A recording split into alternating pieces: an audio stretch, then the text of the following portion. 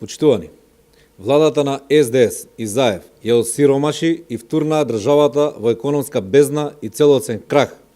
Економските падови станаа заштитен знак на владата на СДС и Зоран Заев.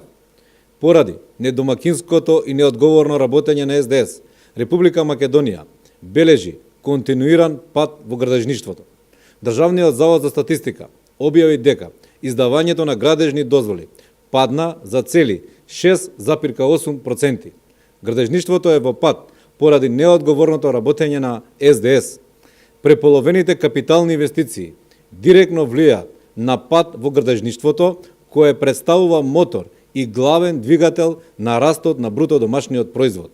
Намалувањето на градежните активности повлекува пад на уште 25 индустријски гранки, што значи дека македонската економија е во слободен вртоглав пад. Бидејќи СДС е позната како влада која урива, веднаш по доаѓањето на власт стопира многу градежни работи. Падот на градежништвото значи дека се урива и главниот погон на македонската економија. Кога паѓа градежништвото, тоа значи дека страда и домашното стопанство.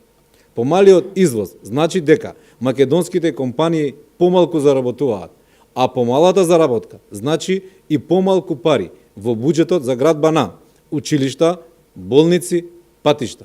За само 5 месеци Република Македонија бележи пад за 1,8%, пад на индустријското производство за 5,3%, пад на извозот за 8,2%, пад на странските инвестиции.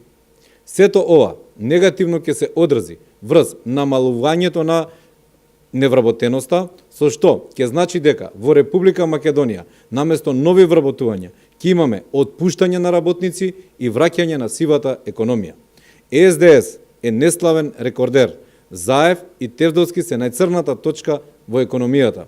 Лошите макроекономски показатели станаа општ тренд на СДС, Заев и Тевдовски. Граѓаните ги чувствуваат лошите економски политики на СДС и на локалните избори на 15 октомври ќе стават крај на уништувањето на македонската економија од страна на владата предводена од СДС. Ви благодарам.